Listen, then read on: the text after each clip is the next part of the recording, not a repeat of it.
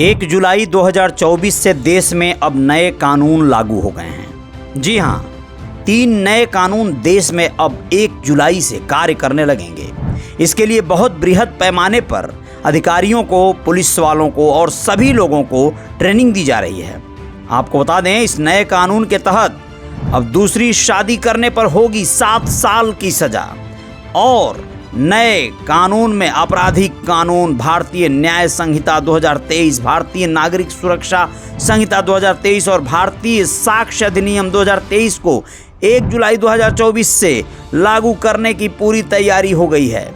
आप लोगों को बताएं, इस कानून में क्या होगा विशेष, कैसे होगा कानून का पालन अनुपालन, इन सारे विषयों पर बात करेंगे। भारतीय न्याय संहिता, भारतीय नागरिक सुरक्षा संहिता और भारतीय साक्ष्य अधिनियम, 3 नए कानून हैं। ये 1 जुलाई 2024 से लागू हो गए।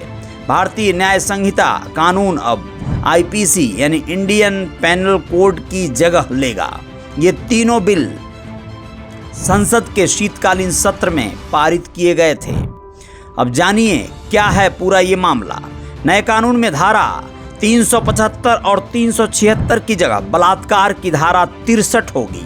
जी हाँ, सामूहिक बलात्कार की धारा 70 होगी और हत्या के लिए धारा 302 की जगह अब धारा 101 लागू होगी।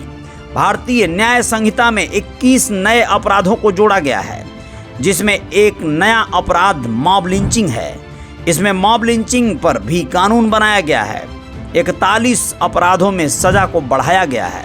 साथ ही 82 अपराधों में जुर्माना बढ़ाया गया है। आपको बताते हैं आगे और क्या क्या है इस कानून में, तो आप लोग जानिए कि कैसे ये कार्य करेंगे और कैसे इनको और आगे तक विस्तार दिया जाएगा। पूरी जानकारी के लिए आप बने रहिए रियल रिपोर्टर न्यूज स्टार के साथ। आप लोगों को बताते हैं कि नया कानून किस तरह लागू हुआ है। आपको बताते हैं कि क्या होगा इस कानून का फायदा और क्या होगा इस कानून से नुकसान। अंग्रेजों के बनाए गए कानून 1 जुलाई 2024 से खत्म होंगे और अब भारतीय न्याय संहिता, भारतीय नागरिक सुरक्षा संहिता और भारत साक्ष्य अधिनियम लागू हो जाएगा। आप लोगों को बताएं कि बरेली में नए कानून को लागू करने के लिए पिछले 14 दिनों से पुलिस लाइन में पुलिसकर्मियों को प्रशिक्षण दिया जा रहा था।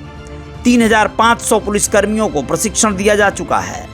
इनमें थानाध्यक्षों के साथ ही मुंशियों, पैरोकार व सिपाही आदि सभी सम्मिलित हैं। अब आप लोग ये भी जानिए कि कैसे काम करेगा ये। इसके अलावा जरूरत के मुताबिक CCTNS यानी crime and criminal tracking network and system में बदलाव किया जा सकता है। मुकदमे की धाराएं लगते ही यह सीधे थाना प्रभारियों के मोबाइल पर उस धारा से संबंधित जानकारियों को मैसेज कर देगा। मसलन 10 साल से ज़्यादा सज़ा के प्रत्येक मामलों में अब फील्ड यूनिट मौके पर जाएगी। नए कानून के तहत 10 साल से ज़्यादा सज़ा की धारा में जैसे ही कोई मुकदमा दर्ज होगा, CCTNS से सीधे संबंधित थाना प्रभारी को मौके पर फील्ड यूनिट भेजने का मैसेज स्वतः जारी हो जाएगा। आप लोगों को बताएं कि अब ऑनलाइन यानी अब मैसेज के द्वारा और इंटरनेट के जरिए भी FIR दर्ज कराई जा सकती है। नए कानून के संबंध में बनाए गए नोडल अधिकारी शिवराज ने बताया कि भारतीय नागरिक सुरक्षा संहिता में पीड़ित शब्द को भी परिभाषित किया गया है। पुराने कानून में केवल पीड़ित उसी को माना जाता था जिसके साथ घटना कारित की गई होती है, लेकिन अब नए कानून में जिसके साथ घटना हुई है वह व्यक्ति, उसका परिवार या माँ बाप भी पीड़ित माने जाएंगे। FIR इनमें से किसी की भी तरफ से दर्ज कराया जा सकता है। नोडल अधिकारी शिवराज ने बताया कि नए कानून के तहत मोबाइल को एक तरह से मान्यता दे दी गई है। मोबाइल से ही की गई वीडियोग्राफी को कानून व्यवस्था में शामिल कर लिया गया है। अब घटना होने के बाद घटना स्थल की वीडियोग्राफी की जाएगी। इसके अलावा गिरफ्तारी, बयान, बरामदगी, सर्च अभियान आदि सबकी वीडियोग्राफी होगी। अब जब पुलिस किसी व्यक्ति को गिरफ्तार करने जाएगी तो उस व्यक्ति को यह अधिकार होगा कि वो कम से कम अपनी गिरफ्तारी की सूचना किसी अपने खास व्यक्ति को दे सके, जिससे कि उसे तुरंत राहत मिल सके। अभी तक बंदियों को अदालत में पेश करते समय हाथ में हथकड़ी नहीं लगा सकते थे। अगर किसी बंदी को हथकड़ी लगानी है तो पहले अदालत से इजाज़त लेनी पड़ती थी। इसका फायदा उठाकर कई बार बंदी अदालतों से फरार हो जाते थे। अब नए कानून के तहत हत्या, दुष्कर्म, एसिड अटैक, बच्चों के यौन शोषण, मानव तस्करी, NDPS के मामलों में पकड़े गए अपराधियों को हथकड़ी लगाकर अदालत में पेश किया जाएगा। इसके अलावा जो बंदी पूर्व में हिरासत से भाग चुका है उसे भी हथकड़ी लगाकर अदालत में पेश किया जाएगा। नाबालिग से दुष्कर्म पर अब मृत्युदंड की सजा का प्रावधान किया गया है। जी हाँ, नाबालिग से दुष्कर्म के सैकड़ों मुकदमे अदालतों में ऐसे लंबित पड़े हैं। इन मामलों में अभी तक 20 साल या आजीवन सजा का प्रावधान था, लेकिन अब इसमें आजीवन कारावास से लेकर मृत्युदंड तक का प्रावधान सम्मिलित किया गया है। अब आप जानिए कि कैसे इसमें क्या धारा का नंबर बदला है और क्या उसका नाम हो गया है। हत्या जैसे कि 302 कही जाती थी, अब वो 103 वो 101 कही जाएगी। हत्या का प्रयास 307 से अब 109 हो गया है। दुष्कर्म 376 से 63 हो गया है। ठगी और धोखाधड़ी 420 से 318 हो गया है।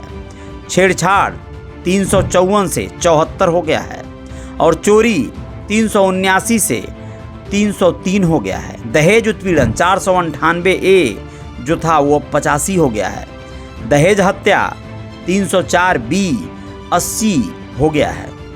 लूट 392 309 हो गया है और डकैती 310 अब 2 कहलाएगा। जी हाँ, तो इस तरह से ये अब धाराएं लग गई हैं और कुल मिलाजुलाकर इन धाराओं का अब नाम बदल दिया गया है। ऐसे में नोडल अधिकारी शिवराज ने बताया कि पुलिस नए कानून का स्वागत करने के लिए पूरी तरह से तैयार है। अब आप लोगों को और भी बता दें इस कानून के बारे में कुछ खास बातें जो आप लोगों को जानकर हैरानी होगी कि बहुत से पार्टियां, राजनीतिक दल इस कानून का विरोध इसलिए कर रहे हैं कि उनका मानना है कि इस तरह से देश की जो व्यवस्था है वो कहीं ना कहीं पुलिस का प्रदेश बनकर न रह जाए, पुलिस को ज़्यादा अधिकार न मिल जाए, इससे मानव हितों की कहीं सुरक्षा खतरे में न पड़ जाए, दुरुपयोग न होने लगे इस कानून का। इसको लेकर पहले चर्चा होनी चाहिए थी।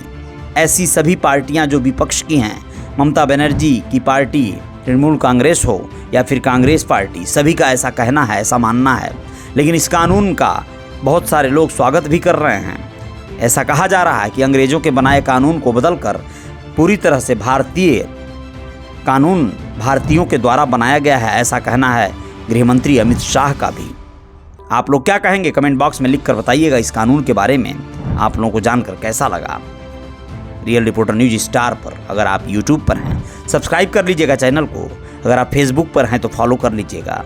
हमारे वेबसाइट पर विजिट कर लीजिएगा www.realreporternews.in। जय जयकार जारी रहेगी। जय हिंद, जय भारत, शुक्रिया।